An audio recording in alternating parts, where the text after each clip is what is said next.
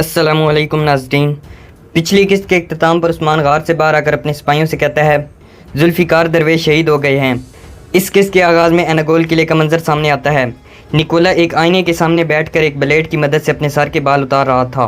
Nicola कहता है आह फ्लैतियस आह, मुझे अफसोस है कि तुम ये खूबसूरत मंजर नहीं देख पाए। अब तुम्हारे वालिद का इंतकाम मैं लूँगा और मैं तमाम तुर्कमानों को अपने बालों की तरह काट कर फेंक दूँगा। इसी दौरान हेलन वहाँ आती है और निकोला से कहती है अच्छा काम हुआ है, आज एक ही बार से तमाम काई सरदार मसल दिए जाएंगे। निकोला कहता है देखते हैं कि उस्मान अपने पादरी को देखकर क्या करता है। निकोला कहता है अगर आज काला नोज़ आया होता तो मैं उस्मान को मारने के लिए सिपाहियों की एक बड़ी तादाद रवाना करता। इसके बाद निकोला का एक ख्याल दिखाया जाता है। निकोला को जुल्फ़िकार दरवेश की हकीकत का पता चल चुका था। निकोला जुल्फ़िकार दरवेश से कहता है मुझे मालूम था कि मेरे चर्च में ना आने की वजह से तुम सिपाहियों को वरगला रहे हो, मगर मुझे तुम्हारा उस्मान के लिए काम करने का इल्म नहीं था। तुम मलून खातून को किले से फ़रार करवाने का तरीका बता चुके हो। तुम अक्लमंदी के साथ हमारे तमाम राज जानते हो। हेलन कहती है इसका नाम जुल्फ़िकार है, ये शेख अदेबाली का मुरीद है। ये सुनकर निकोला हैरान होता है और एक तरफ जाते हुए कहता है उस्मान हमारे बारे में और क्या जानता है। ये सुनकर जुल्फ़िकार दरवेश कहते हैं तुम्हारे हाथ से किला और तुम्हारे धड़ से सर अलग करने के लिए जो ज़रूरी है वो सब कुछ उस्मान जानता है। ये सुनकर निकोला अपनी तलवार निकालकर जुल्फ़िकार दरवेश को शहीद कर देता है और जुल्फ़िकार दरवेश कलमा शहादत कहते हुए खाल के हकीकी से जा मिलते हैं। निकोला कहता है अब इस पादरी की भेजी गई मालूमात उस्मान का इंजाम लाएंगी। इसके बाद निकोला का ख्याल ख़त्म होता है तो पीछे से तोगाय आ जाता है। निकोला तोगाय को देखते ही कहता है क्या तुम मुझे फ़तह की मुबारकबाद देने आए हो तोगाय। तोगाय कहता है नीला भेड़िया जब लोमड़ियों के झुंड पर हमला करता है तो वो हमला अपने पंजों के ज़रिए करता है ताकि उसके दांतों को गंदा खून न लगे। ये सुनकर निकोला पूछता है इसका क्या मतलब है। तो गाय कहता है उस्मान ने तुम्हारे सिपाहियों को अपने पंजों से मार डाला है, तुम्हारे सिपाहियों में से कोई एक भी जिंदा नहीं बचा। ये सुनकर निकोला बहुत हैरान होता है और खड़े होते हुए कहता है ये कैसे मुमकिन है और तुम्हें इस बारे में कैसे पता चला। तो गाय कहता है एक सिपाही तुम्हें बताने के लिए आते हुए मेरे सामने मरा। ये सुनकर निकोला को बहुत गुस्सा आता है और वो उस्मान का नाम पुकारने लगता है। तो गाय कहता है नीले भेड़िए की ताकत उसका रेवड़ नहीं बल्कि उसका यकीन होता है और उसका यकीन ही रेवड़ का यकीन होता है। अगर हमने उसके रेवड़ का यकीन नहीं तोड़ा तो वो आकर हमें रौंद डालेगा निकोला, और वो ये सब तुम जैसे लूंबड़ के खून से अपने दांतों को ख़राब किए बगैर अपने पंजों से करेगा। ये सुनकर निकोला अपनी तलवार उठाते हुए कहता है मैं सोगोत को बर्बाद कर डालूँगा। तो गाय कहता है अगर तुमने ऐसा किया तो ये तुम्हारा इख्तिताम साबित होगा निकोला, मेरी तुम्हें नसीहत है अपने हाथ में मौजूद ख़जाने की अहमियत समझो। निकोला कहता है कैसा ख़जाना। तो गाय मलून खातून का नाम लेता है और कहता है मलून खातून को अपने लिए सोगोत के दरवाजे खोलने दो। दूसरी तरफ उमरबे अपनी नशिस्त पर बैठकर बहादुर से कहते हैं हमारी एक छोटी सी गलती से मेरी बेटी की जान जा सकती है। किले के सामने हमारे सिपाहियों के पहुंचते ही मलून खातून हाथ से निकल जाएंगी। बहादुर पूछता है तो फिर हम क्या करेंगे जनाब। उमरबे खड़ा होता है और कहता है हम फिदिया देंगे। मलून खातून को आज़ाद करवाने के लिए निकोला को राज़ी करना होगा। ये सुनकर बहादुर कहता है वो हमारे पास मौजूद सब कुछ मांग लेंगे जनाब। उमरबे गुस्से में आकर कहते हैं मेरा सब कुछ उस काफिर के हाथ में है। माल और हुक्मरानी दोबारा आ सकती हैं मगर मेरी अकलौती बेटी कभी दोबारा वापस नहीं आ सकती। इसी दौरान अलाजा खातून वहाँ आती है तो उमरबे अलाजा से पूछता है मेरी बेटी कहाँ है अलाजा। अलाजा कहती है हमें आज़ाद करके उसे कैद में रखा गया है। उमरबे पूछता है उसके इरादे क्या हैं और वो क्या चाहता है। अलाजा कहती है किलेदार निकोला आपसे मिलना चाहता है, वो आपसे खुफिया तौर पर मुलाकात करना चाहता है। वो चाहता है कि किसी को इसकी भनक भी न लगे। अगर आपने उसकी बात मानी तो वो मलन खातून को आज़ाद कर देगा।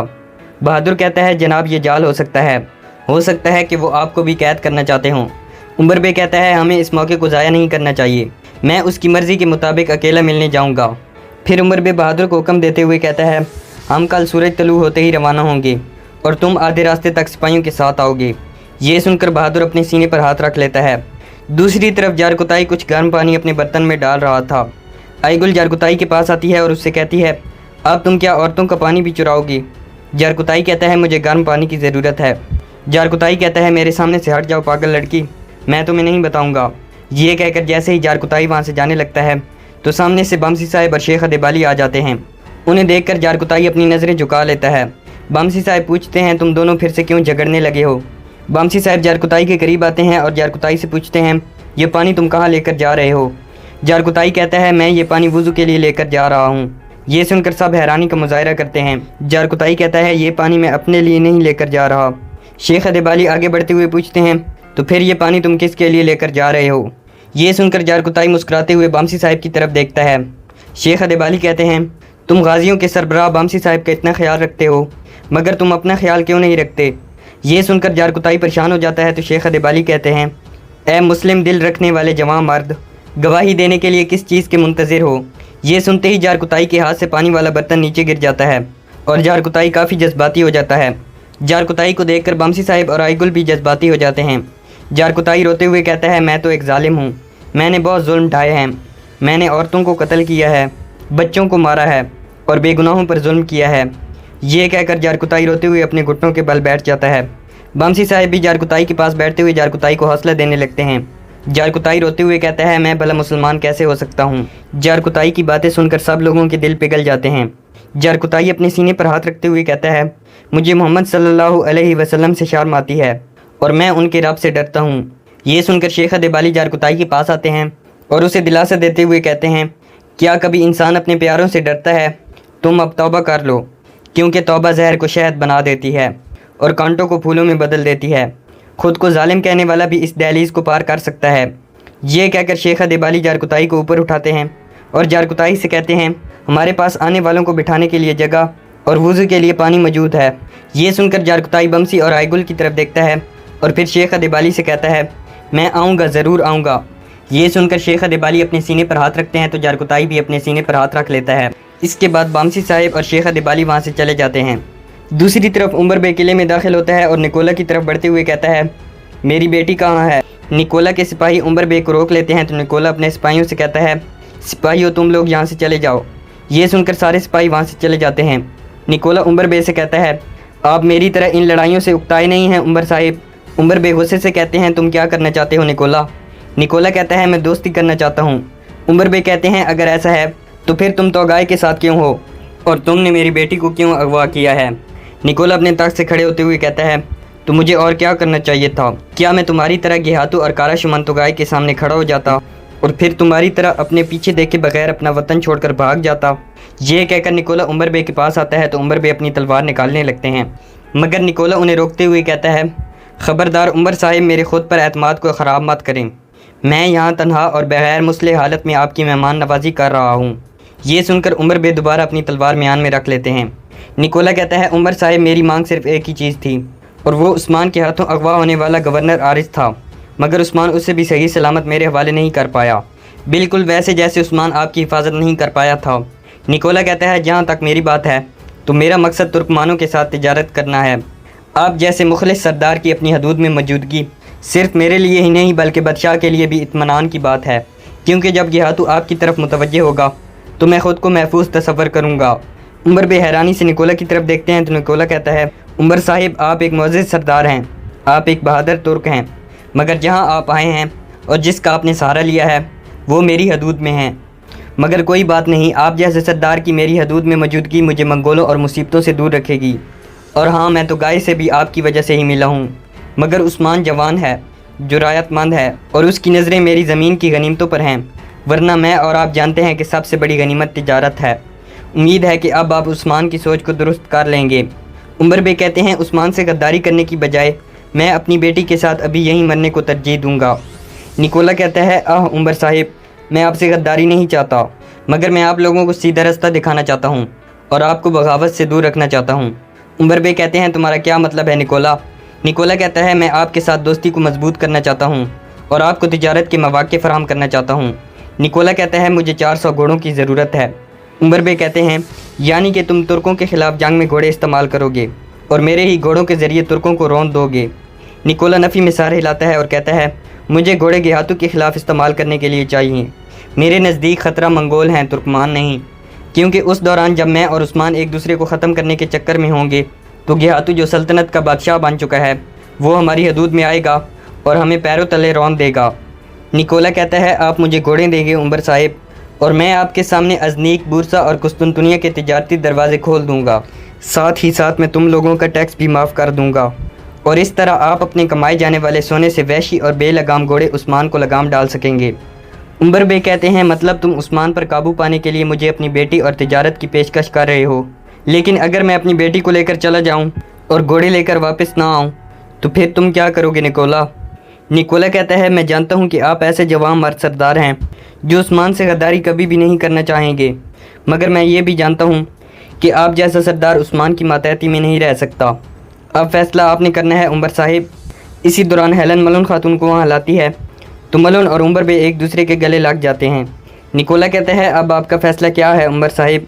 उमर बे कहता है, मुझे तुम्हारी पेशकश कबूल है निकोला। निकोला कहता है, आपने बहुत ही अक्लमंदाना फ़ैसला किया है। मैं अपना वादा पूरा कर चुका हूँ और आपकी बेटी को सही सलामत आपके हवाले कर चुका हूँ। अब बारी आपकी है। उमर बे कहते हैं, मैं जल्द अज जल्द तुम्हारे पास आऊँगा। निकोला हेलन से कहता है, हेलन मेहमानों को दरवाजे तक छोड़ आओ।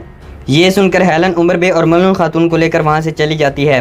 वहाँ से बाहर निकलकर मलून खातून उमर बे से पूछती है, ये बेगैरत किन घोड़ों की बात कर रहा था बाबा? उमर बे कहते हैं, कबीले पहुँच लें फिर बताता हूँ बेटी। इसके बाद वो दोबारा आगे की तरफ बढ़ जाते हैं। इधर निकोला शराब पीने लगता है और फिर अपने तख्त पर बैठकर अपनी आंखें बंद कर लेता है। इसी दौरान तो गाय निकोला के तख्त के पीछे से नमूदार होता है और कहता है, तुम सबसे बड़े धोखेबाज हो निकोला। तुम कालनूस के सिपाहियों को घुड़सवार सिपाही बनाओगे और वो भी गेहातू के ख़िलाफ़। निकोला कहता है, मैं इन घोड़ों के ज़रिए सिर्फ सोगोत ही नहीं बल्कि यहाँ का पूरा इलाका फ़तह करूँगा और इस खित्ते से गेहातू के दुश्मनों की जड़ें काट कर फेंक दूँगा और इसमें मुझे तुम्हारी मदद चाहिए तो गाय। ये कहकर निकोला दोबारा शराब पीने लगता है। दूसरी तरफ कुछ सरदार सरदारी खेमे में जमा थे। उस्मान कहता है, जुल्फ़िकार दरवेश बहुत बहादुर दरवेश था। उसने मुश्किल तरीन फ़र्ज़ कबूल किया और काफरों के दिल में उतर कर हमारी आंखें और कान बन गया।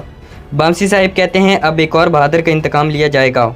उस्मान कहता है, हम जुल्फ़िकार दरवेश का खून रायगा नहीं जाने देंगे।